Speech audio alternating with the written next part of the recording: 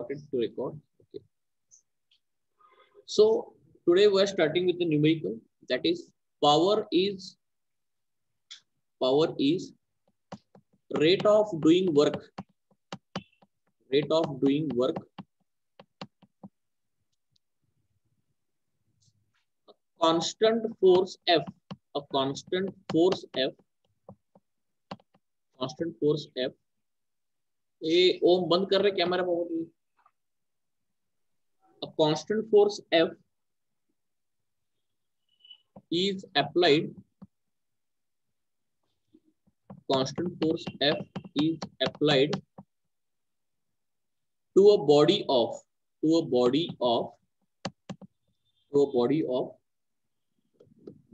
mass m.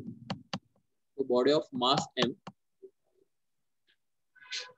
Power delivered by the force at time t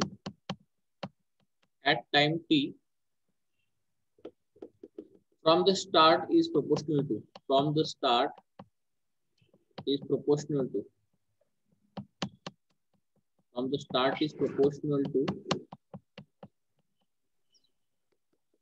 option A T, option B T square, option C under root of T, option D T raised to 0. आणि हा same question एनडीएला पण विचारला होता already. Same question which was asked in the NDA also. मी तुम्हाला एकदम simple method सांगतो. काही वेळा पुस्तकात मोठ्या मेथड सॉल्व्ह करतात पण ते आपल्याला लागणार नाही. बघा, power means rate of doing a work. म्हणजे सिंपल काय असतं, power p is equal to work done upon time. Am I correct? Yes sir. Yes sir. हा, एवढंच यामध्ये आहे. Power is equal to work done upon time p. मग आपण काम करूयात, यामध्ये काम करूया आपण. जर वर्क डन छोटा असेल तर त्याला लागणारा टाइम पण छोटा असतो असं आपल्याला म्हणता येतं. मग तुम्ही काय करा, small work done divide by small time. म्हणजे डीडब्ल्यू हा स्मॉल वर्क डन दाखवता, हे तुम्हाला माहिती आहे ऑलरेडी. पण you tell me, we know that is work done is equal to force into displacement. Okay, but if I take small work done, then definitely the displacement will be smaller. Yes sir. Yes sir. पण तुम्ही कसं आहे लक्षात घ्या, तुम्हाला एक गोष्ट सांगतो या ठिकाणी. फोर्स हा स्मॉलर नसतो. ऍक्च्युअली कसं असतं माहिती का, फोर्स हा तुम्ही जास्त घेऊ शकता 100 न्यूटनचा, पण तुम्ही थोड्या वेळापुरतं जर फोर्स लावलात ना, हा तर डिस्प्लेसमेंट छोटं झालं. डिस्प्लेसमेंट जर छोटं झालं तर लागणारा टाइम पण छोटा लागला, आणि टाइम पण जर छोटा लागला तर वर्क डन पण छोटं झालं ना. मग हे बघा, फोर्सला स्मॉल म्हणू नका. तुम्हाला नेमकं स्मॉल कोणाला म्हणायचं सांगतो, तुम्हाला ह्यामध्ये क्लिअर करून टाकतो मी. हे स्मॉल डिस्प्लेसमेंट आपलं. आता एक साधा कॉमन सेन्स आहे, डिस्प्लेसमेंट स्मॉल असेल तर ते डिस्प्लेसमेंट होण्यासाठी लागणारा टाइम पण काय असेल, छोटा असेल ना. मग येस सर. आणि अजून एक कॉमन सेन्स आहे, डिस्प्लेसमेंट छोटस होतंय म्हणजे तुम्ही केलेलं काम ते पण छोटं असेल ना. Yes sir. हा, मग फोर्सला मी छोटं मोठं म्हणण्याची काय आवश्यकता नसते. कारण मी काय म्हटलं होतं, हा फॉर्म्युला कधी ऍप्लिकेबल आहे, जर फोर्स हा कॉन्स्टंट असेल तर. बरोबर ना? Yes sir. Yes sir. मी तुम्हाला म्हटलं होतं की W is equal to force into displacement. हे कधी अप्लाय करतात, ज्यावेळी फोर्स हा कॉन्स्टंट असतो. पण जर फोर्स व्हेरिएबल झाला तर तुम्हाला काय करायला लागतं, इंटिग्रेशन घ्यायला लागतं डीएफचं आणि डीडब्ल्यूचं इंटिग्रेशन घ्यायला लागतं, आणि S1 to S2 असं इंटिग्रेट करायला लागतं. Am I correct? Yes sir. Yes sir. पण इथे त्यांनी असं काही व्हेरिएबल फोर्स वगैरे काही उल्लेख केलाय का? नाही केला. No sir.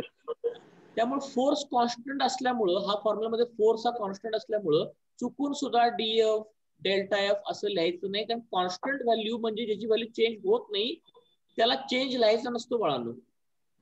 कळलं का आता मला काय म्हणायचं? Yes sir. Yes sir.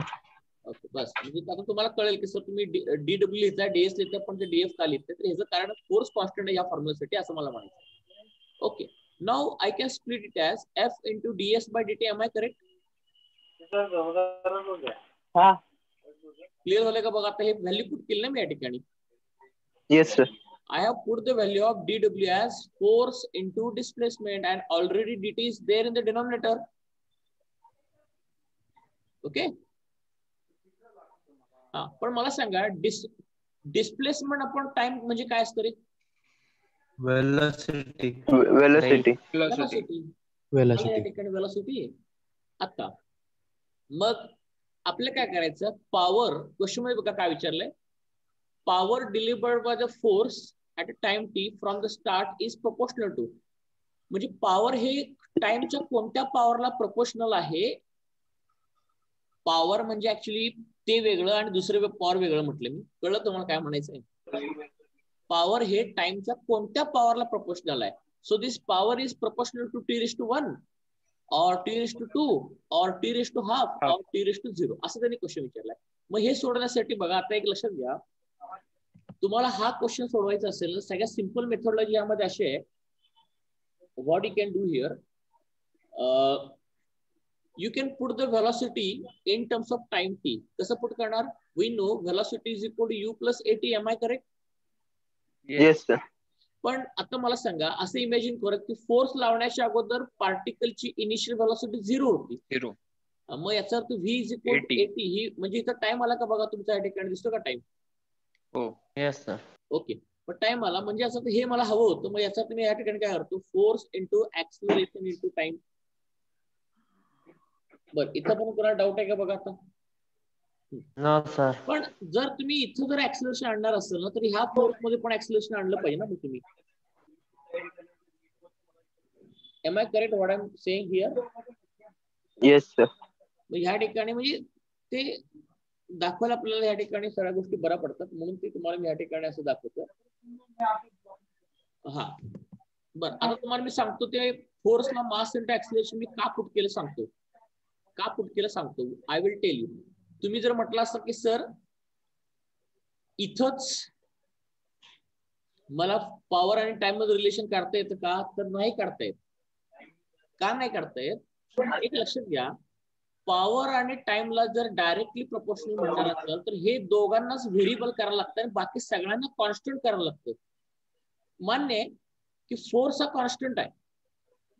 पण have I said anything about the acceleration? No, sir. Acceleration can be variable. Yes. मग जर इथं ऍक्सिलरेशन पण व्हेरिएबल आहे, टाइम पण व्हेरिएबल आहे आणि प्रॉब्लेम झाला त्या ठिकाणी पॉवर पण व्हेरिएबल आहे. मग मला तर सांगा, तुम्हाला रिलेशन पॉवर आणि टाइम मध्ये हवा आहे. You don't want any acceleration in that. आता कळलं का मी फोर्सची व्हॅल्यू एम ए का टाकायला लागलो आता? Yes sir. हे बघा, Yes, sir. हे तर लॉजिकली कळतं की मला टाइम पाहिजे म्हणून व्हेलॉसिटीच्या जागेवर मी at टाकलं. हे लॉजिकली कळतं. पण मी फोर्सला एम ए का टाकावं बरं? तर काय अडचण की मला पॉवर आणि टाइम मधलं जर रिलेशन आणायचं असेल तर पॉवर आणि टाइमलाच फक्त व्हेरिएबल ठेवायला लागेल, बाकी सगळ्यांना कॉन्स्टंट करायला लागेल. Am I correct? Yes. Yes, sir. त्यातलं पहिली गोष्ट मला माहिती आहे की काय की फोर्स हा कॉन्स्टंट आहे. हे मला माहिती आहे कारण त्याच्याशिवाय वर्डांचा फॉर्म्युला वापरता येत नाही ना. Force into displacement. ओके. मग या ठिकाणी फोर्स हे कॉन्स्टंट आहे. I know that. Now my task is to minimise the value of acceleration. मग ऍक्सिलरेशनची व्हॅल्यू मिनिमाइज म्हणजे ऍक्सिलरेशनला काढून टाकायचंय मला. मिनिमाइज नाही म्हटलं मी, सॉरी. ऍक्सिलरेशनला काढून टाकायचंय मला. मग तुम्ही एक आयडिया या ठिकाणी अशी करू शकताय बघा. Therefore power is equal to m into a. आता काय करा, एक ऍडजस्टमेंट करा. मल्टिप्लाय बाय मास आणि डिवाइड बाय मास. का केलं तुम्हाला सांगतो मी. मल्टिप्लाय बाय मास आणि डिवाइड बाय मास.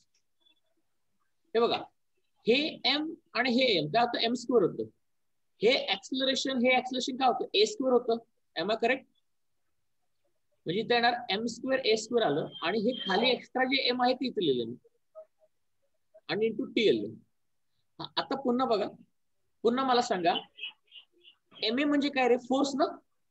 फोर्स. पण फोर्स स्क्वेअर येणार F square. Okay. Divide by m into T. आता मला सांगा बघा, फोर्स या ठिकाणी कॉन्स्टंट झाला की नाही बघा? कॉन्स्टंट आहेच ना ऑलरेडी. आणि मास पण काय असतं? कॉन्स्टंट असतं ऑब्जेक्टचं mass. Mass is constant. Yes sir. आता सांगा मला, फोर्स कॉन्स्टंट झाला, मास कॉन्स्टंट झाला, आता फक्त टाइम राहिला व्हेरिएबल.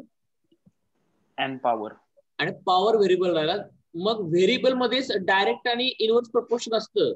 मग आता इथे दोन व्हेरिएबल शिल्लक आहेत. मग ह्याच्यावर सरळ सरळ कळतं की power is a directly proportional to time T. झालं बघा प्रूव्ह. म्हणजे टाइमच्या फर्स्ट पॉवरला पॉवर प्रपोर्शनल आहे, म्हणजे ऑप्शन इज करेक्ट. तुम्ही म्हटलं सर हे काय, आम्ही ह्या इक्वेशन पण सांगितलं असतं की, ह्या इक्वेशन सांगितलं असतं तुमचे कन्सेप्ट क्लिअर नाहीयेत. कारण ह्या इक्वेशन मध्ये ऍक्सिलरेशन पण व्हेरिएबल आहे ना. मग Yes. हे डायरेक्ट आणि इनव्हर्स प्रपोर्शन फक्त व्हेरिएबल मध्ये आणता येतं, कधीही कॉन्स्टंट ला आणता येत नाही. आणि जर एकापेक्षा जास्त व्हेरिएबल असेल तर मग तुम्हाला असं लिहायला लागलं तर पॉवर इज अ डायरेक्ट लिहायला लागलं असतं जर मी ऍक्सिलरेशन काढलं नसतं तर. मग पॉवर डायरेक्ट पासून 80 लिहिलं असतं तर मग आपल्याला टाइम शी पॉवर कसं रिलेट करतो हे डायरेक्टली मिळणार नाही ना. मग आता मला सांगा, काल मी तुम्हाला बॉयल्स लॉ शिकवला. मी काय म्हटलं, तुम्हाला प्रेशर आणि व्हॉल्यूम मधलं रिलेशन आणायचं असेल तर टेम्परेचरला काय ठेवायला लागेल, कॉन्स्टंट ठेवायला लागेल ना. Yes. मग मला सांगा, पॉवर आणि टाइम मध्ये रिलेशन आणायचं असेल तर मला ऍक्सिलरेशनला कॉन्स्टंट करायला लागेल ना. आता Yes, sir. कॉन्स्टंट म्हणजे काढून टाकायला लागेल. ऍक्सिलरेशन कॉन्स्टंट नाही या ठिकाणी, मी तिला काढून टाकलं आणि ऍक्सिलरेशन फोर्स आणि मास मध्ये एक्सप्रेस केले मी, जे दोघं पण कॉन्स्टंट आहेत. मग मी कॉन्फिडेंटली म्हणू शकतो की power is a directly proportional to the time. Am I correct what I'm solving here? Yes. Yes, sir. फिजिक्सच्या जरा क्वेश्चन मध्ये जरा काळजीपूर्वक लक्ष देऊन सॉल्व्ह करायचे, जे सगळे आपले कन्सेप्ट या ठिकाणी असतात. This concept are very very important. हेच कन्सेप्ट तुम्हाला तुमचं लॉजिक डेव्हलप करायला मदत करत असतात. ओके.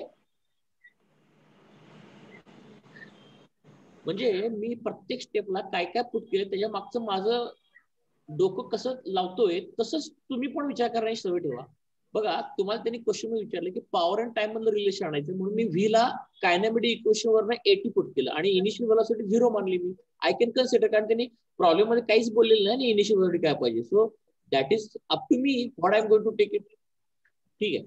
पुढे प्रश्न असा राहिला की मग पॉवर आणि टाइमला तर दिसतं T:1 दिसते, मग डायरेक्ट लिहावं का, तर कन्सेप्च्युअली रॉंग झालं असतं. कन्सेप्च्युअली करेक्ट काय आहे की तुम्ही पहिल्यांदा काय करा, ऍक्सिलरेशनला काढून टाका. मग त्याला काढण्यासाठी मी काय केलं, न्यूटन सेकंडवरनं फोर्सला टाकलं एम ए. बरं, इथं A² होतं हे कळलं मला. आता जर मी M² आणलं तर मला F² लिहिता येतं.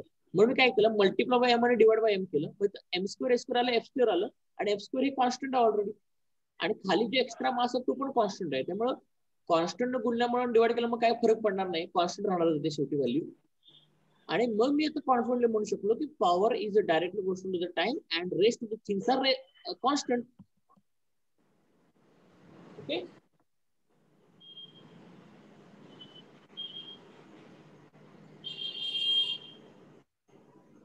बघा, तुम्हाला डाऊट असेल तर विचारू शकता. Hello sir.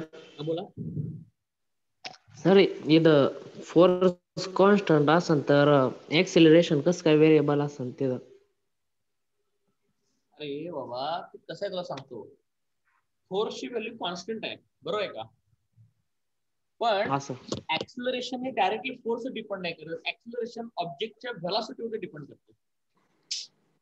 मला सांग, असं what is the formula of the acceleration? Metre per second square. नाही, change in velocity upon change in time. हा. मग मला सांग, आता मी तू एक बघितलं असेल या ठिकाणी गोष्ट, फोर्स कॉन्स्टंट आहे मान्य, तू मला तो इश्यू नाहीये त्या ठिकाणी. हे बघ, हा सर. पण हे जे डिस्प्लेसमेंट तू निवडलायस ना, हा सर. हे डिस्प्लेसमेंट ची व्हॅल्यू कुठली फिक्स आहे का, किती डिस्प्लेसमेंट असं? आता मी म्हटलं स्मॉल डिस्प्लेसमेंट आहे, बरोबर ना. हा सर. मग या स्मॉल डिस्प्लेसमेंटची व्हॅल्यू फिक्स आहे का? No sir. ते किती मी घेऊ शकतो, 0.01 घेऊ शकतो, 0.02 घेऊ शकतो, किती माझ्या मनावर आहे ना, किती पण घ्यायचं ते. हा सर. मग जर असं केलं तर ही व्हेलॉसिटी बदलली, हा. व्हेलॉसिटी बदलली की ऍक्सेलरेशन बदलू शकतो ना. मग हा कळ सर, थँक्यू. मग ते काय पण फिजिक्सच्या डायरेक्ट फॉर्म्युलावर नसं होत नाही, ते तुम्हाला जरा लक्ष द्यायला पाहिजे कुठल्या कुठल्या गोष्टीला काय होतं. ओके. Okay sir. ओके.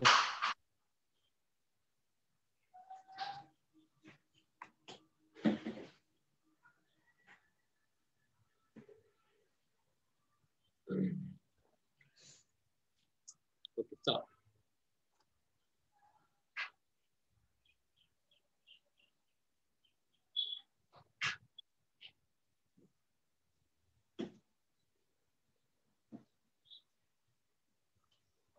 बघा, एक नेक्स्ट क्वेश्चन मी या ठिकाणी घेतोय. बरं, बाकी सगळ्या स्टेप कळल्या ना सगळ्यांना?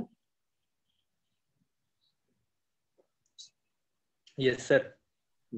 फक्त एक पॉवरच्या संदर्भात एक गोष्ट सांगतो. पॉवर जर ऍव्हरेज, बघा हा ऍक्च्युअली जो लिहितात तुम्ही W/T हा एक ऍव्हरेज पॉवरचा फॉर्म्युला आहे. आणि पॉवर पण असते इन्स्टंटेनियस, जसे व्हेलॉसिटी वगैरे असते, त्याला DW आपण डिटेल घेतो ना. लक्षात? Yes sir. दोन्ही मध्ये फरक आहे ते काय नंतर सांगतो मी. ओके, दुसरा एक क्वेश्चन आपण बघूयात. two galaxies of masses 9 billion solar mass,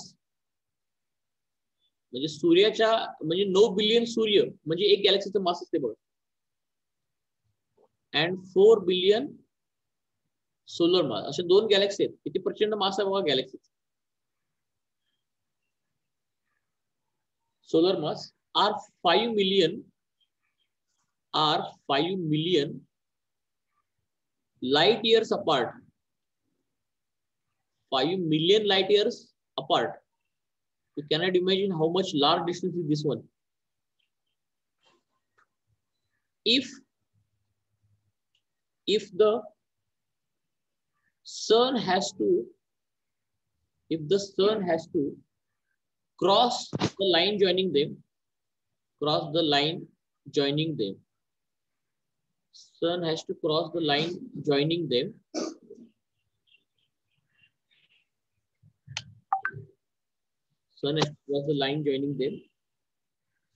without being attracted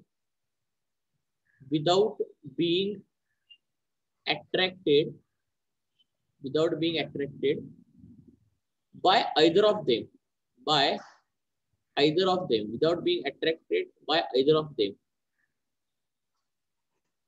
through what point it should pass,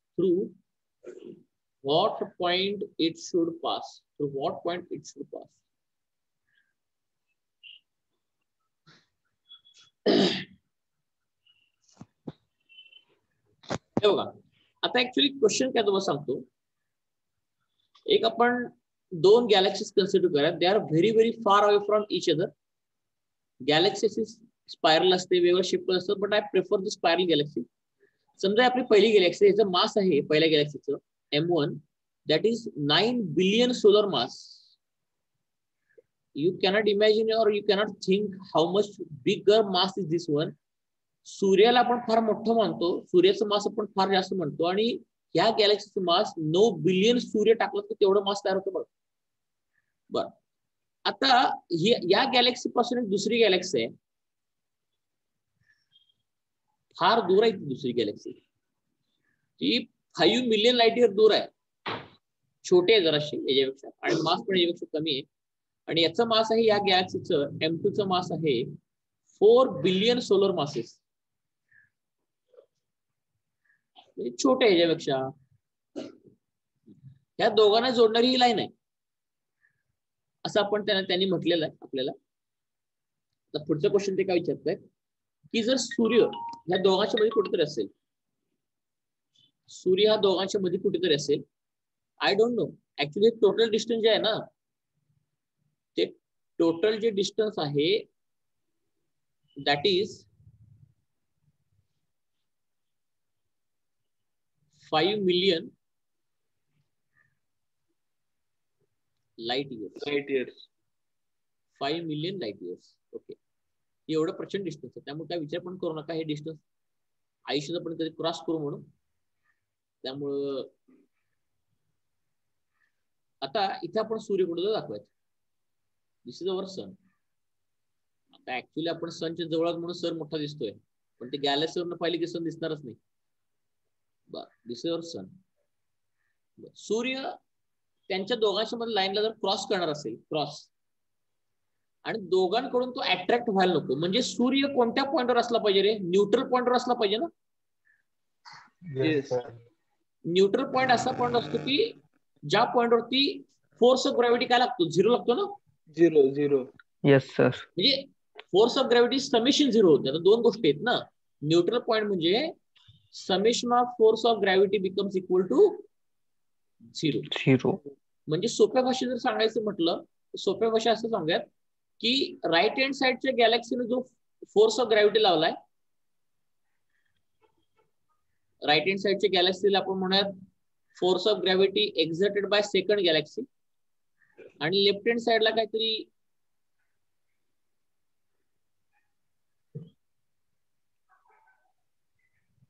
गॅलेक्सीने आपल्यावरती फोर्स लावलाय, त्याला म्हणूयात force exerted by left hand side Galaxy. Neutral पॉइंटला ह्या दोन्ही फोर्सची व्हॅल्यू इक्वल असते. तुम्ही म्हणा सर कसं काय इक्वल आहे?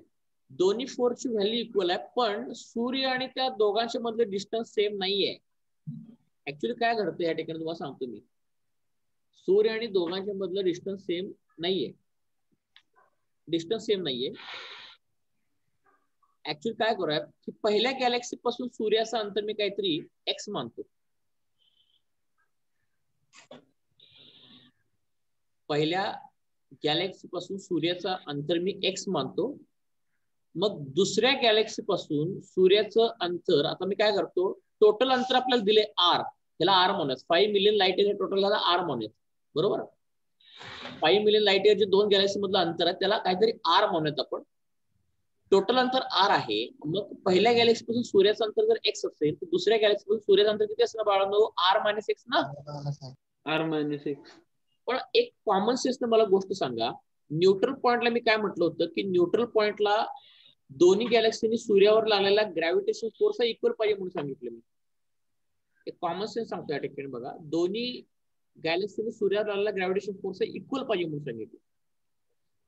हा, आता इक्वल असू शकतं. मग आता हे इक्वल म्हणजे नेमकं काय तुम्हाला मी फॉर्म्युलावर पुट करून सांगतो. हा न्यूट्रल पॉइंट आहे. आता फॉर्म्युला तुम्हाला पुट करून दाखवतो आणि डिस्टन्स मी वेळेवर काय घेतलं हे पण लॉजिक तुम्हाला कळेल.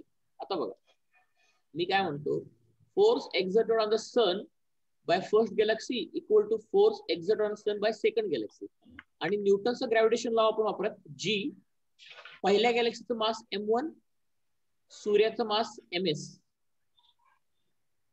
डिवाइड बाय दोघांच्या मधलं अंतर x². दोघांच्या मधलं अंतर x². Okay. Gravitation constant G universal gravitation constant, दुसऱ्या गॅलेक्सीचं मास m2, सूर्याचं mass ms divide by distance दोघांच्या मधला r minus x² hole square येणार. पण r स्क्वेअर असतं ना खाली. मग आता एक गोष्ट या ठिकाणी तुम्ही काळजीपूर्वक नोट डाऊन करू शकताय, ती म्हणजे हे बघा, काळजीपूर्वक नोट डाऊन करू शकताय, त्यातलं ms आणि ms सूर्याचं मास तर कॅन्सल होणार आहे, कारण दोन्ही फोर्स हा सूर्यावरती लागतो ना फक्त. ओके, ते मास झालं कॅन्सल. आता एक गोष्ट मला तुम्ही सांगा रे बाळांनो, आता इथं मला सांगा पहिल्या गॅलेक्सीचं मास आणि दुसऱ्या गॅलेक्सीचं मास सेम आहे का? No sir. नाही. जी आणि जी कॅन्सल झाला, करेक्ट आहे? येस. ओके. आता मला सांगा पहिल्या गॅलेक्सीचं मास आणि दुसऱ्या गॅलेक्सीचं मास सेम नाहीये, डिफरंट आहे म्हणतो तुम्ही, करेक्ट? Yes Yes, sir. हा सर. आता मला सांगा खाली पहिल्या गॅलेक्सी आणि सूर्यामधलं अंतर x, दुसरी गॅलेक्सी आणि सूर्यामधलं अंतर r मायनस x. आता मला सांगा पहिली गॅलेक्सी आणि सन यांच्यामधलं डिस्टन्स, दुसरी गॅलेक्सी आणि सन यांच्यामधलं डिस्टन्स इक्वल होऊ शकतं का ह्या कंडिशनला? No sir. अरे No, जर तुम्ही सूर्य आणि गॅलेक्सी मधलं अंतर सेम ठेवा तर हे पण कॅन्सल झालं. मग मला सांगा फोर्स आयुष्यात तरी इक्वल होणार नाही, कारण m1 आणि m2 ची व्हॅल्यू वेगळे आहे ना. वेगळे. Yes sir. Yes, sir. आता कळलं का मी काय म्हणतोय? डिस्टन्स वेगळे का घेतले तुम्ही? होणारच नाही. जर if you assume that the distance between sun and both the galaxies are same, then what will happen? I will tell you. हे बघा इथं पण तुम्ही एक्स घेतला, x² घेतला, आणि जर इथं पण get cut. It will get cut. आणि ms ms x² कॅन्सल झाला, g आणि g कॅन्सल झाला, ms कॅन्सल झाला. m1 is equal to 0. m1 m2 equal असेल का मग त्यावेळी? नो. हा. No, sir. आता आपल्या क्वेश्चन No, वरती sir. इक्वल नाहीये मास. हा. येस. कळलं का? मग आपल्याला मग कुठल्या परिस्थितीत जर न्यूमरेटर डिफरंट असेल तर डिनॉमिनेटर पण असं डिफरंट करा की जेणेकरून रेशो हा इक्वल राहायला पाहिजे. कळलं का मॅथमॅटिकली मला काय म्हणायचं ते? हा. आणि हा न्यूट्रल पॉईंट म्हणजे असा पॉईंट असतो की त्या पॉईंटला सूर्यावर दोन्हीकडनं लागणाऱ्या ग्रॅव्हिटेशन फोर्सची व्हॅल्यू काय होते? इक्वल होते. ओके. इक्वल हा मग झालं. मग आपण काम करूयात. सर. आपल्याला पहिल्यांदा काय करायला लागेल सांगतो या ठिकाणी एक्स ची व्हॅल्यू काढायला लागेल, बरोबर ना? Yes sir. एक्स ची व्हॅल्यू काढायला लागेल. मग थ्रू व्हॉट पॉईंट म्हणजे न्यूट्रल पॉईंट किती अंतरावर असेल पहिल्या, म्हणजे एक्स ची व्हॅल्यू काढायची. झालं. मग तुम्ही या ठिकाणी काय करा, 9 बिलियन म्हणजे किती रे बाळांनो? 9 × 10⁹ सोलर मासेस म्हणजे एमएस ना? MS. म्हणजे त्यांचं म्हणणं काय आहे की पहिल्या गॅलेक्सीचं मास जे आहे ते आपल्या सूर्याच्या मासच्या 9 बिलियन टाइम्स आहे. 9 बिलियन म्हणजे किती लिहितात? 9 × 10⁹ ना? सर. बिलियनचा अर्थ हा असतो. आणि हे पण बिलियन्स आहे. 4 × 10⁹ MS. मग तुम्ही काय करा, you have to put the values.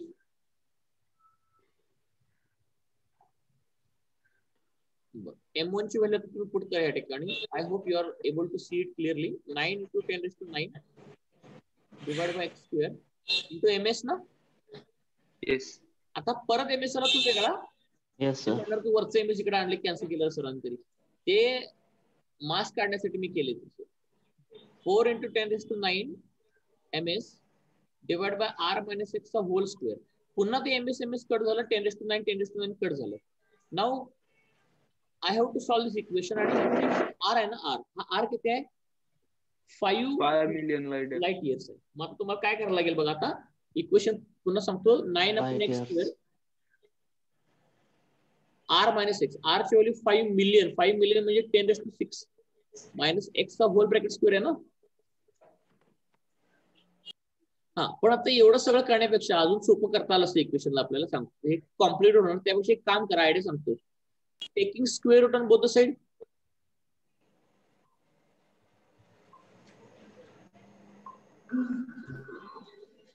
दोन्हीकडे स्क्वेअर रूट घेऊयात का रे बाळांनो आपण? Yes sir. स्क्वेअर रूट घेतला तर 9 चा हा square sir. 3 3 X 2/r - x. R-6. आता क्वाड्रेट अवघड गेलं असतं ना सोडवायला. 2/rx. 3r - 3x = 2x. So हा sir. 5x = 3r. x = 3r/5. Am I correct? Yes yes. मग याच्यावरून मग असं करूयात की x = 3. r ची व्हॅल्यू किती आहे? 5 × 10⁶. 5 मिलियन लाईट इयर्स आहेत. मग याच्यावरून 5 ला 5 कट झाला. मग x ची व्हॅल्यू किती आली? 3 × 10⁶. म्हणजे असं 3 × 10⁶. 3 3 million million light years. Lighter Light आहे years. Unit. Oh, r yeah. तुम्ही लाईटर मध्ये टाकला, कळलं का? Yes sir. आणि r - 6 किती येणार? मग ऑटोमॅटिकली 2 × 10⁶ येणार. म्हणजे असं तर 2 मिलियन लाईट येणार ना ते. हा सर.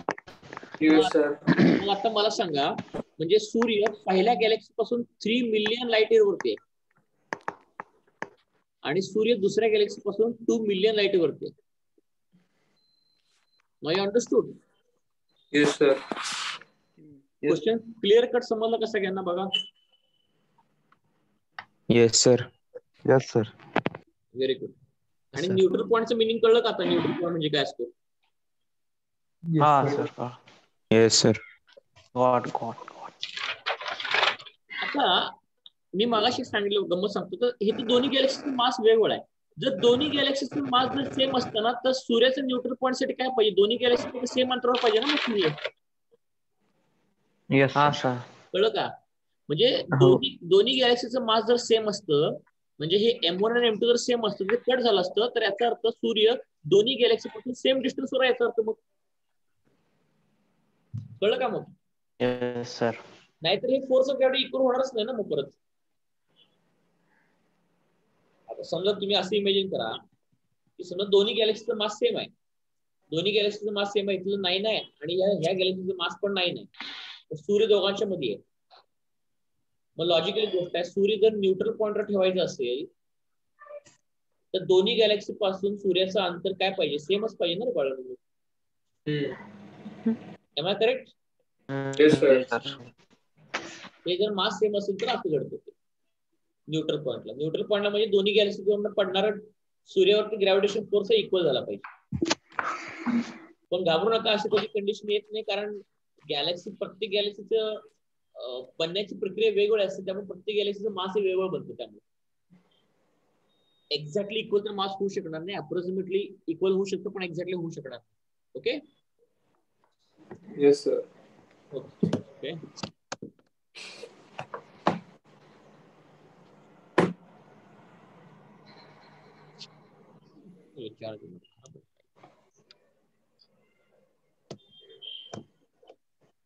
ओके, चला. So can I go for next part? Yes, sir. Yes, sir. Yes, sir. Yes, sir. आता बघा क्वेश्चन नंबर 3. आपण व्हेरिएबल फोर्स वर्णन कसं काढायचं ते बघूयात आपण. व्हेरिएबल फोर्स वर्णन. ओके. वर्णन in case of constant force आणि व्हेरिएबल फोर्स दोन गोष्टी घेतो मी, तुम्हाला कळेल. हे बघ, आता एक पहिला व्हेरिएबल फोर्स घेतो. चला. ओव्हर अ रिजन किंवा over a given region,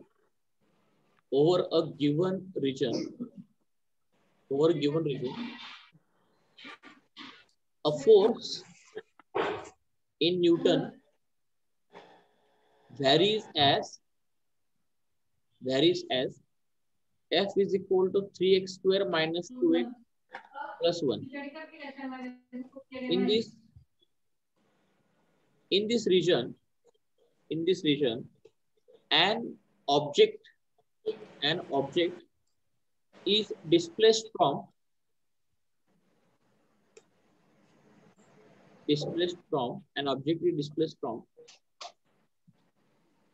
x1 is equal to 20 centimeter to x2 is equal to 40 centimeter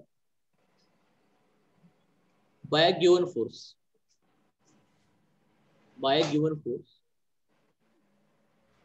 Calculate work done.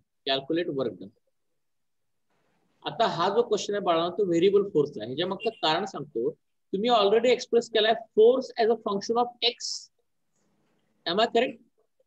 So what this expression says that force as a function of x. मग ह्याच्यानं सरळ कळतं की जर force हा x चा function असेल तर एक्स ची व्हॅल्यू बदलली की फोर्स पण बदलणार. मग बरं, त्यांनी ह्या ठिकाणी एक्स ला काय म्हटलंय? डिस्प्लेसमेंट. बघा ना, सेंटीमीटर लिहिले म्हणजे याचा अर्थ एक्स ची तुम्ही कुठलीही व्हॅल्यू घेऊ शकता. आता मला सांगा, त्यांनी एक लोअर एक्स्ट्रीम दिले 20 आणि हायर एक्स्ट्रीम दिले 40, पण मला सांगा 20 आणि 40 च्या मध्ये पण व्हॅल्यूज आहेत ना? 21 आहे, 22 आहे. मला सांगा, इथे 21 टाकलं तर फोर्स बदलला, 22 टाकलं की फोर्स बदलला, म्हणजे एक्स नुसार फोर्स चेंज होतोय. तर हे जे एक्झाम्पल आहे, ह्या ठिकाणी जो फोर्स आहे, that force is variable force. Am I saying it correct? Yes, sir. Yes, sir. Yes, sir. म्हणजे हे व्हेरिएबल फोर्स आहे.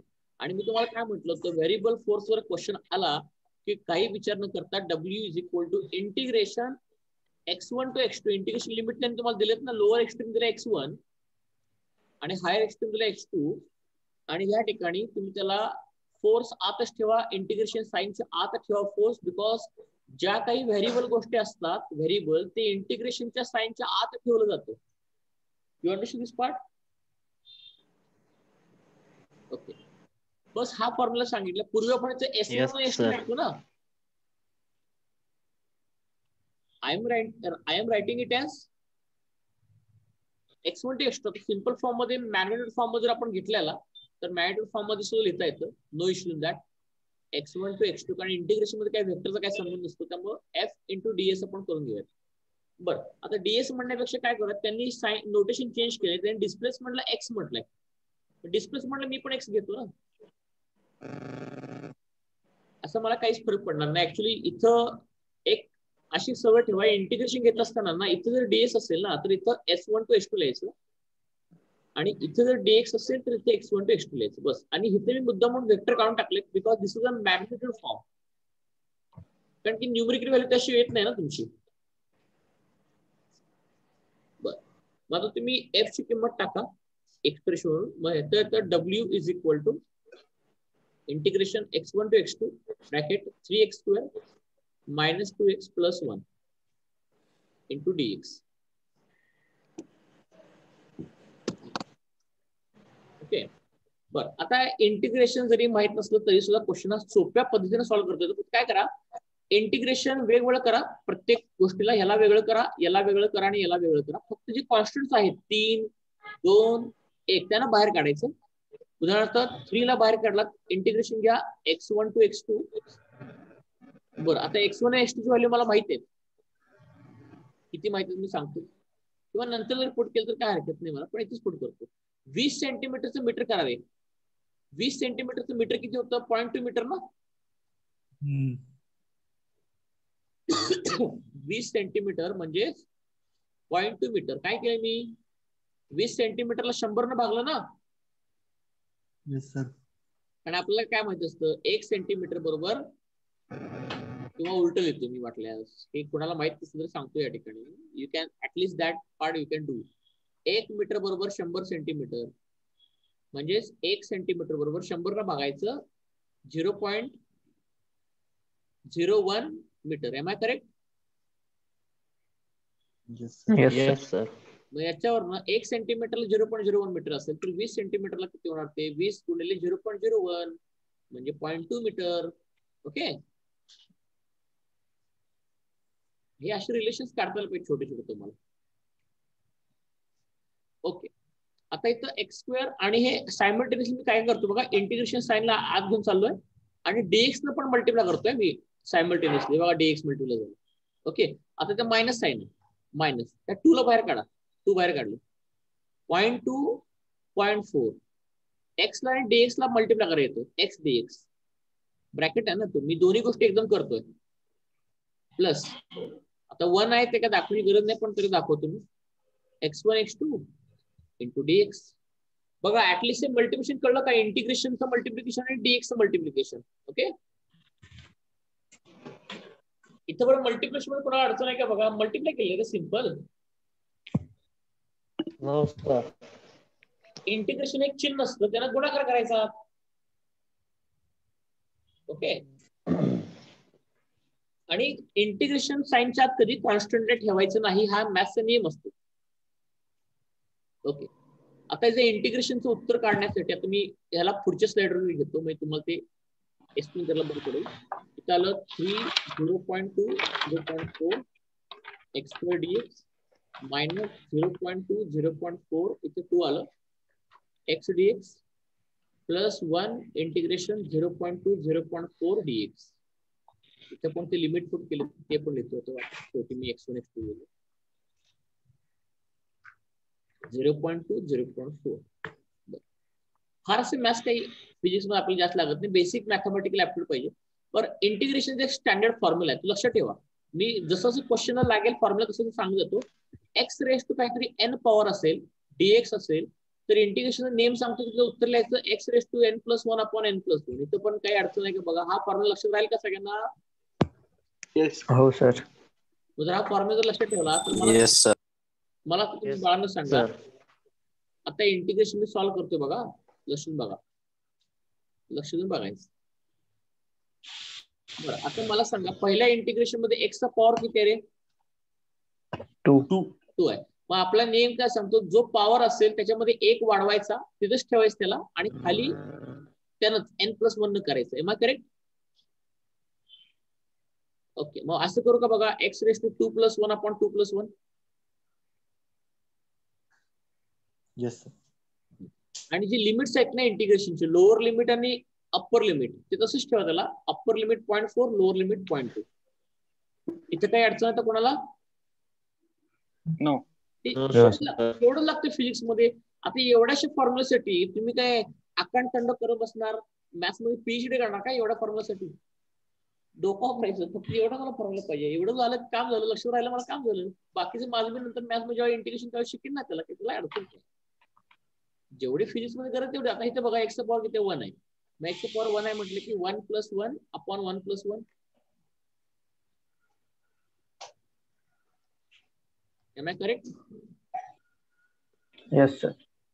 Upper limit 0.4 lower limit yes sir 0.4 plus आता इथं अजून इंटिग्रेशन नियम आहे. डीएक्स आले की डायरेक्टली एक्स लिहायचं आणि इंटिग्रेशन डेरिव्हेटिव्ह एकमेकांना खाऊन टाकतात. खाऊन टाकलं जास्त खाऊन टाकतात असं ऍक्च्युअली मॅथ्स मध्ये होत नाही, पण मी शॉर्ट मध्ये सगळ्यांना सांगतोय खाऊन टाक. ओके आता अप्पर लिमिट टाका 0.4 आणि 0.4. ओके हे झालं इंटिग्रेशनचे फॉर्म्युले. ओके इंटिग्रेशनचा अजून एक फॉर्म्युला असतो डीएक्सचा अर्थ एक्स असतो हे सांगितलं. आता इंटिग्रेशन मध्ये लिमिट कशी टाकायची असतात तर ते सांगतो बघा.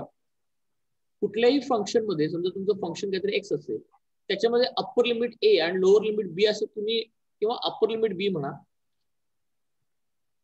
आणि लोअर लिमिट ए टाकणार असेल ना तर टाकण्याचा नियम असा असतो अप्पर लिमिट टाकायचं एक्स मध्ये बी मायनस करायचं लोअर लिमिट टाकायचं एक्स मध्ये. इथं पण कोणाला अडचण आहे का बघा. आता लिमिट्स कशी पुट करायची कळलं का सगळ्यांना? Yes, sir. येस. बस या क्वेश्चन साठी मला 3 फॉर्म्युलांची गरज आहे. हा एक आणि शेवटी लिमिट टाकायचं झालं. आता मी काय करतो बघा. therefore w is equal to 3x³ 3 upper limit 0.4 lower limit 0.2 minus 2x²/2 upper limit 0.4 lower limit 0.2 plus अजून याला असंच ठेवा. अजून मला काय केलेलं नाही. ओके आता गंमत बघा. आता मला सांगा इथे कॉन्स्टंट आहे 3. बरं ह्या 3 मध्ये लिमिट टाकता येतील का रे? नाही टाकता येणार. हा कॉन्स्टंट आहे ना शेवटी. लक्षात 3 आहे या ठिकाणी कॉन्स्टंट त्याला बाहेर काढा आणि पहिले 3 आहे ऑलरेडी. मग 3/3 याला बाहेर काढलं. आता x³ राहिला ना शिल्लक त्याच्यामध्ये लिमिट टाका. अप्पर लिमिट काय 0.4 चा क्यूब मायनस लोअर लिमिट टाका 0.2 चा क्यूब. इथं पुढे डाऊट आहे का बघा ह्या स्टेप पर्यंत? नो सर ते कॉन्स्टंट टाकू शकत नाही त्यामुळे बाहेर काढलं त्याला मी. आता मला सांगायचं 2 मध्ये लिमिट टाकता येईल का? No sir. नो सर नाही. आता Constant. बाहेरचा वेगळा आणि हा आतला 2 वेगळा आहे त्याला बाहेर काढा. 2/2 हा लिमिट फक्त एक्स मध्ये पुट होतं. मग अप्पर लिमिटचा स्क्वेअर 0.4 चा स्क्वेअर मायनस लोअर लिमिटचा स्क्वेअर प्लस शेवटचं सोपं आहे बघा 0.4 minus 0.2. Okay. Now you understood how to put the limits and how to take an integration. Yes. Yes sir. आता नंतर तुमचं तुम्ही कॅल्क्युलेशन करा. आता मी काय करत बसत नाही. सगळं तुम्हाला डायरेक्टली आन्सर सांगतो. उगाच वेळ घालवणार नाही. 0.136 joule this is the work done. कळलं का? व्हेरिएबल फोर्स मग वर्क डन कसं काढतात? Yes. Area under the graph वगैरे आपल्याला काढायला लागतो. बरं आता जो इंटिग्रेशन सोडवला असं जो क्वेश्चन सोडवलाय की नाही सेम असाच क्वेश्चन मी आज तुम्हाला होमवर्कला देणार आहे बघा. सेम असाच क्वेश्चन फक्त व्हॅल्यू वेगळं आहे. होमवर्कसाठी पहिला क्वेश्चन बघा व्यवस्थित स्क्रीनशॉट काढून ठेवायचा म्हणजे होमवर्क लगेच करायला सुरू कराल तुम्ही. तो क्वेश्चन असा आहे की variation of a force in a certain region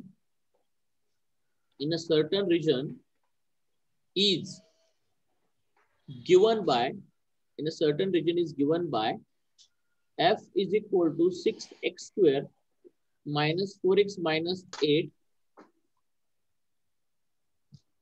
It displaces an object from x is equal to 1 meter म्हणजे lower limit to x is equal to 2 meter upper limit. Calculate work done. Okay आता मी तुम्हाला याचा answer पण सांगून ठेवतो म्हणजे तुम्ही cross check करू शकता तुमचा आन्सर बरोबर आहे की नाही. म्हणजे ग्रुपवर तुम्हाला हे काही चेक करण्याची आवश्यकता लागणार नाही की सर आन्सर काय म्हणून. मी तुम्हाला या ठिकाणी आन्सर प्रोव्हाइड करतो. यू सॉल्व पण आन्सर जर हे एवढं यायला पाहिजे. नाही आलं तर मग कुठेतरी गडबड आहे. कॅल्क्युलेशन मिस्टेक केलेलं असतं तुम्हाला चेक करायला बरं पडतं. या केसचं जे आन्सर आहे यामधलं जे वर्डन आहे ते 0 येते या ठिकाणी. ओके अजून एक क्वेश्चन देतो. न्यूमेरिकल चालू आहेत म्हणून न्यूमेरिकल झालं पाहिजे. अ पोझिशन डिपेंडंट हे बघा फोर्स जर असं इक्वेशन आले ना ते व्हेरिएबल फोर्स असतं नेहमी. Position dependent force position dependent force F is equal to 7 minus 2x plus 3x square Newton मध्ये दिलाय. acts on a small body of mass 2 kilogram and displaces from x is equal to 0 meter म्हणजे lower limit to x is equal to 5 meter म्हणजे upper limit. Calculate the work done. आता काही लोकांना प्रश्न पडला असेल सर हा तर क्वेश्चन आम्हाला मागासारखंच वाटतं पण हे मास का दिले कन्फ्युज करायला. क्वेश्चन वेगळा वाटला पाहिजे ना काहीतरी. ह्या मास या ठिकाणी काही उपयोग नाही. मला सांगा वर्क डन काढताना तुम्ही मास डायरेक्टली पुट करताय का? नाही. तुम्ही वर्ड फोर्स वापरताय आणि डिस्प्लेसमेंट वापरताय. असंच कन्फ्युज करायला तुम्हाला दिलेलं आहे, दुसरं काही दिलेलं नाही. एवढं तर आपल्याला कळलं पाहिजे. ह्याचं जे आन्सर आहे वर्क डन या ठिकाणी चेक करा सॉल्व्ह करून 135 जूल हे या ठिकाणी तुमचं आन्सर या ठिकाणी येतं. ओके. आता वर्क डन काढण्यासाठी आपण काही ग्राफिकल आता हे 2 क्वेश्चनचं स्क्रीनशॉट काढला का बघा सगळ्यांनी. होमवर्कसाठी 2 क्वेश्चन्स आहेत. Have you taken the screenshot? Yes, sir. म्हणजे नंतर नोट्स पाठवले मी वेळानं लवकर पाठवलं तर तुमचं काम थांबलं नको. काम पटपट पुढे गेलं पाहिजे. ओके. क्लासरूमवर पहिल्यांदा नंतर ग्रुपवरती व्हॉट्सअप ग्रुपवरती होमवर्क आला पाहिजे. आता एक क्वेश्चन बघा. while decreasing linearly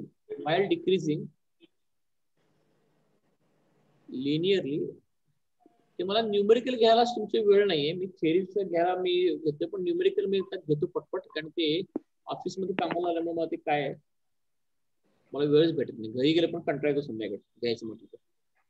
बघूया काहीतरी मार्क काढायला पण तेव्हा मला जास्तच मला अजून द्यायचं आहे. While decreasing linearly from 5 to 3 Newton, a force displaces an object from 3 meter to 5 meter. Calculate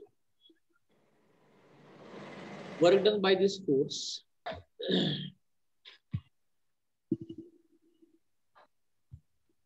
अजून आपले व्हेक्टरचे राहिले तर मोशन प्लेनचे भरपूर न्यूमेरिकल राहिले प्रॅक्टिस करायची.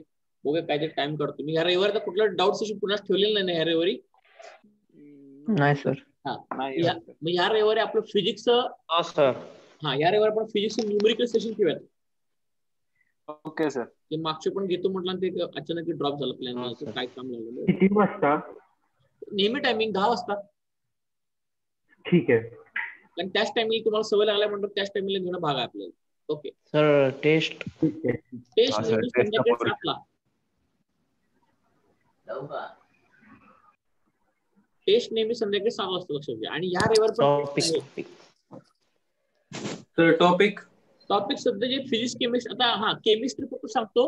प्रसाद सरांचा टॉपिक घ्या basic principles of organic chemistry. आणि कुठपर्यंत शिकवलंय तिथपर्यंत जिथं पण शिकवलं सगळं आलंय ना सर. नाही ते अर्ध्या पाठ झालं असेल. कुठपर्यंत झालं असेल ते पहिल्यांदा अर्ध्या पाठ झालं असेल ना. हो सर. मग त्याच्या पुढचं पाठ घे की आता टेस्ट कुठल्या पाठ होती तुमची बेसिक प्रिन्सिपल ऑफ ऑर्गॅनिक केमिस्ट्रीची?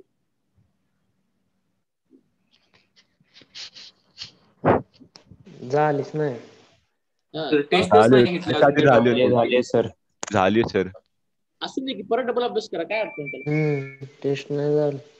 ठीक आहे परत डबल अभ्यास करा. Basic principle organic chemistry test chemistry फिजिक्सची आपली लॉज ऑफ मोशनचा पुढचा पार्ट हे वर्ड वगैरे. ठीक आहे. हा सर. मॅथ्स चला बाळा क्वेश्चन सॉल्व्ह कर. 2 मिनिटं सॉल्व्ह करतो आता क्वेश्चन.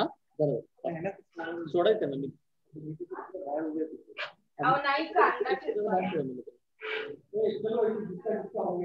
ओके बरं बाळांना क्वेश्चन बघा. हा थोडासा वेगळा ग्राफिकल क्वेश्चन आहे. While decreasing linearly from 5 Newton to 3 Newton, a force displaces an object from 3 meter to 5 meter. पहिल्यांदा ग्राफ काढा ना तुम्ही सरळ. अरे न बोलतो लेक्चर चालू मला. इथं ग्राफ काढत फोर्स वर्सेस डिस्प्लेसमेंट, बरोबर आहे का? Yes sir. आता एक काम करा, तुम्ही या ठिकाणी बघा, फोर्स 5 to 3 न्यूटन चाललाय. एक काम करत आपण स्केल टाकत येतो, स्केल 1 2 3 4 5. करेक्ट आहे का बघा?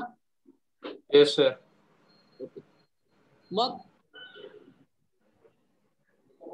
ज्यावेळी फोर्स ऑफ 5 न्यूटनचा होता त्यावेळी डिस्प्लेसमेंट 3 मीटरचं होतं, बरोबर आहे का? Yes sir. तुम्हाला डिस्प्लेसमेंट टाकून घ्यायला लागेल, तर त्याला पण असं 1 2 3 4 5 डिस्प्लेसमेंट मीटर मध्ये आणि फोर्स न्यूटन मध्ये. ओके, मग आपण आता ग्राफ कसा प्लॉट करणार बघा. 5 न्यूटनचा फोर्सला 3 मीटरचं डिस्प्लेसमेंट आहे ऑलरेडी, करेक्ट आहे का? Yes sir. पहिला पॉईंट भेटला. दुसरा पॉईंट बघा आता. Yes sir. 3 मीटरला 3 न्यूटनला 5 मीटर येते ना? Yes sir. हा सर. मग या ठिकाणी तुम्ही पाहू शकता, you will get the straight line which will look like this. लक्षात आलं का? आणि पुन्हा हा व्हेरिएबल फोर्सच आहे. ह्याची व्हॅल्यू कॉन्स्टंट आहे का रे फोर्सची? नो. 5 No, पासून sir. 3 चालला ना, मग कॉन्स्टंट नाहीच आहे. No sir. So this is a variable force. Okay. This is a variable force. आता जर व्हेरिएबल फोर्स या ठिकाणी असेल तर तुम्हाला वर्क डन काढायला लागेल. आता वर्क डन काय असतो रे? एरिया अंडर द ग्राफ ना? Yes area under yes graph. Sir. पण कुठला एरिया? हा एरिया. 5 न्यूटनला 3 मीटर आणि 3 न्यूटनला 5 मीटर, म्हणजे हा एरिया काढायला लागेल ना आपल्याला. Yes sir. Area under the graph. Yes sir. Area under graph is nothing but the work done. Is nothing but the work done. आता हे वर्णन काढायला फार सोपं आहे. आता तुम्हाला सांगतो, हे वर्णन काढण्यासाठी can we say that this is a right angle triangle yes sir. And this is rectangle. मग ह्या दोघांच्या एरियाची प्लस काढायचे. ऍड करायला लागेल ना? येस. आता मला एक गोष्ट सांगा रे, तो वर्णन काढतो. राईट अँगल ट्रायंगलचा एरिया कसं करतात? Half base into height. Height. मला सांगा इथं बेस कितीचा आहे रे? हा 2 सबट्रॅक्शन करा. 5 मग 3 मिनिट तुम्हाला 2 सेंटीमीटर. 2 metre metre. आला का? Base 2 metre. Yes sir. हा सर. मल्टिप्लाय बाय या ट्रायंगलची हाईट ही आहे का? हाईट किती रे? 2 मीटर. 2 न्यूटन आहे ना? 2 मीटर. येस. हा जरा राईट अँगल ट्रायंगलचा एरिया प्लस 10 into grade. 3/2. हा, व्हेरी गुड. 3/2. हे इकडं 3 आणि इकडे 2 येणार. 3/2 येणार का? मग टोटल बेरीज केली की हे 2 ला 2 कटलं, 6 2 8. 8 जूल आन्सर आला बघा. Yes 8 joule. Yes sir. हा बरोबर. सर आपण दुसऱ्या मेथडने पण करू शकतो ना हे? करू शकतो, पण तुला स्ट्रेट लाईनचं इक्वेशन काढायला लागेल. मग सर नाही, एरिया ऑफ द ट्रेपेझियम ने पण करू शकतो ना? मग ते व्हॅल्यूज पण पुट करून आन्सर 8 जूल येतं. एरिया ऑफ ट्रेपेझियम ना? हो सर. मग ते एरिया ऑफ ट्रेपेझियम कसं काढतो बाळा? Half into sum of parallel side, बरोबर आहे का? Yes sir. Area of sir trapezium मग हाफ इंटू. सर हा, इक्वेशन कसं, म्हणजे आन्सर हे कसं येईल? 1/2 into AC plus DE into CD, म्हणजे 1/2 into 5 newton plus 3 newton into 5 metre minus 3 metre. एवढं कुठं करत बसलाय? ट्रॅपेझियम एरिया सोपं आहे ना.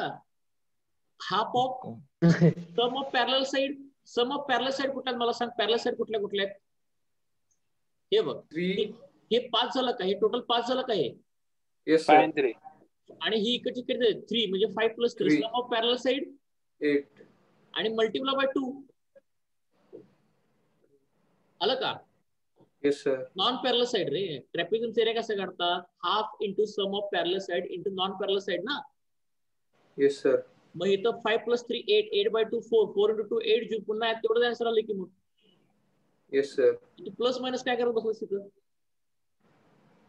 ट्रेपेझियमचा एरिया तुम्ही शाळेत शिकले की नाही, half into sum of parallel side parallel side into non parallel side. Non parallel side. मग त्यानं पण येते. मग ते करण्यापेक्षा, एवढं डोकं लावण्यापेक्षा मी काय म्हटलं, ट्रेपेझियमला ब्रेक करा, राईट अँगल ट्रँगल आणि रेक्टँगल, एवढंच करा. Yes sir. बस. कसं आहे शेवटी बघा, सरळ हाताने पण जेवता येतं, हात असा उलटा करून पण जेवता येतो.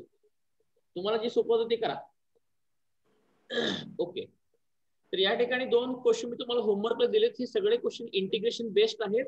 आणि या क्वेश्चनला सॉल्व्ह करण्यासाठी हे 3 फॉर्म्युले इंटिग्रेशन लागतात, x⁴n dx आणि हे लिमिट कसं एवढंच.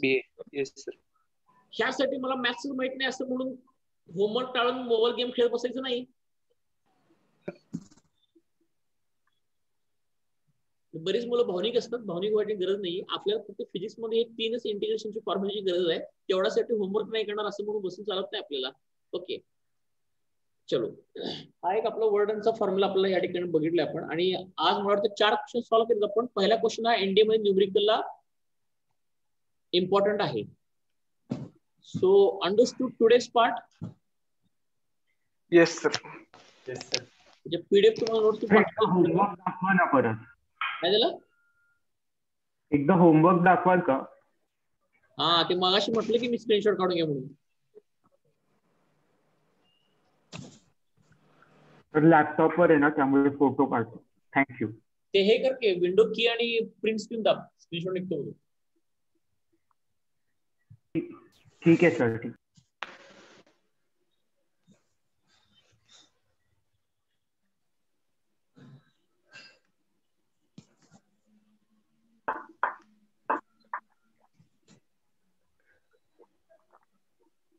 चला चपाट झालाय. स्टार्ट होणार आहे. चलो then, bye all of you. Bye sir. Bye sir.